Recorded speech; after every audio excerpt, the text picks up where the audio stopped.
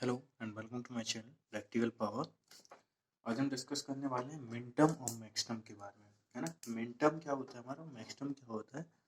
Okay, जब हम कोई भी फंक्शन सॉल्व करते हैं ना, तो मिनटर्म और मैक्सटर्म के टर्म में हम सॉल्व करते हैं, है ना। कोई फंक्शन दिया रहेगा, फॉर एग्जांपल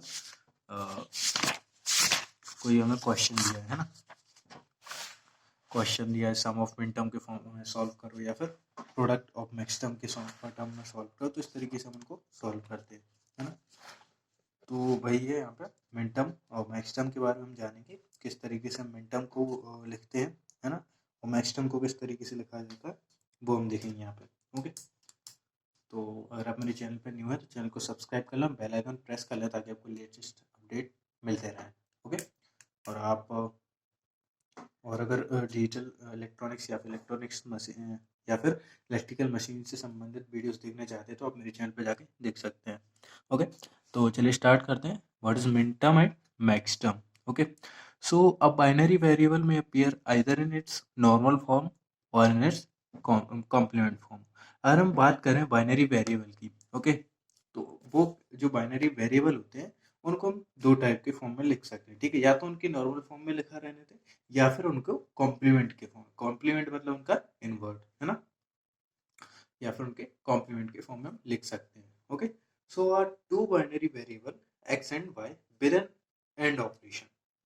ओके, हम दो बाइनरी वेरिएबल लेते हैं, कौन कौन से, एक्स और एक्स एंड वाई, ठीक है, जो कि किससे, एंड ऑपरेशन से हैं, ठीक है। तो एंड ऑपरेशन में since each variable may appear in either form so there are four possible condition, ठीक है। अगर हम देखो, हमने क्या देखा था, सबसे पहले मैंने बताया था कि बाइनरी जो वेरिएबल होते हैं उनको या तो नॉर्मल फॉर्म में लिख सकते हैं या फिर कॉम्प्लीमेंट फॉर्म में। ओके, तो जो एंड ऑपरेशन से हम एक्स और वाई, ये जो हमने बाइनरी वेरिएबल लिए हैं, ठीक है, तो हम जानते हैं कि हर वेरिएबल को हम, ठीक है, उसके एक किसी फॉर्म में लिख सकते हैं, ठीक है।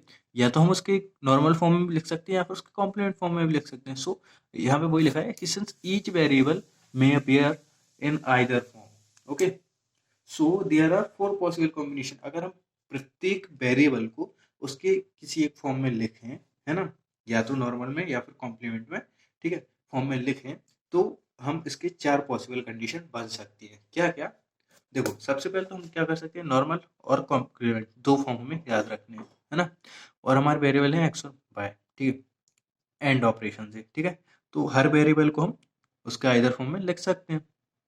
तो एक्स, सबसे पहले हम लिख सकते हैं एक्स बार बाय बार, ठीक है, एक्स का बार, एक्स का कॉम्प्लीमेंट और बाय का कॉम्प्लीमेंट इंटू में, है ना।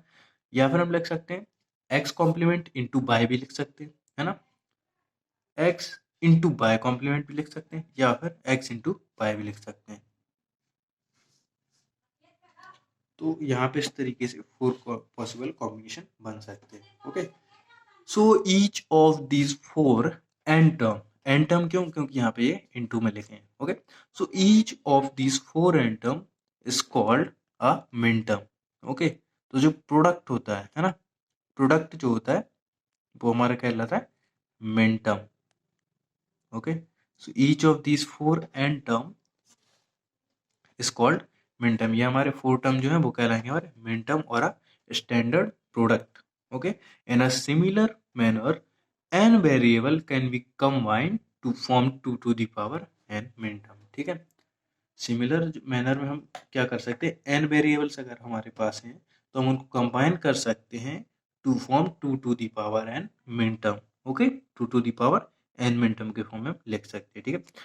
और हमारा क्या होता है, नेक्स्ट हमारा है मैक्स टर्म। ओके, तो मैक्स टर्म हमारा क्या होता है,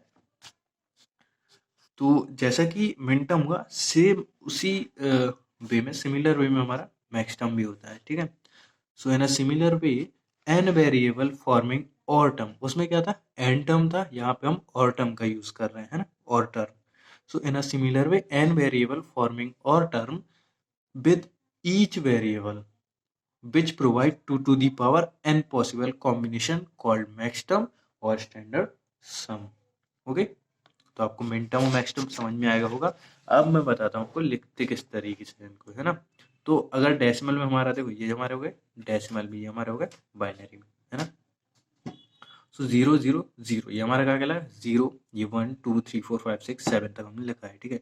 अब मिन टर्म में हमें लिखना है, तो मिन टर्म में 0 को हमेशा var से डिनोट किया जाता है। अभी हमारे पास 3 वेरिएबल्स हैं x y एंड z, ठीक है।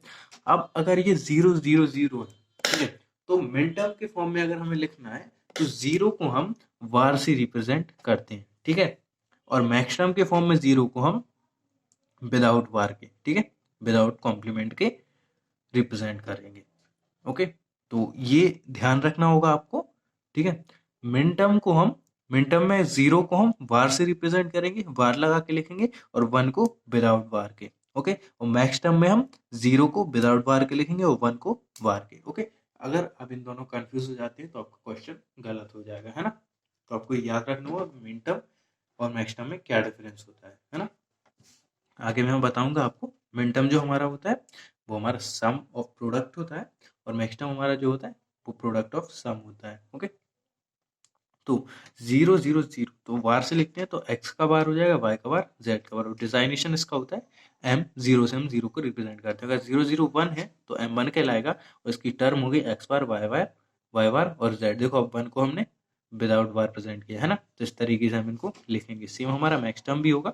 मैक्स टर्म में 0 को हम विदाउट बार लिखते हैं x y z, और अगर यहाँ पे 1 की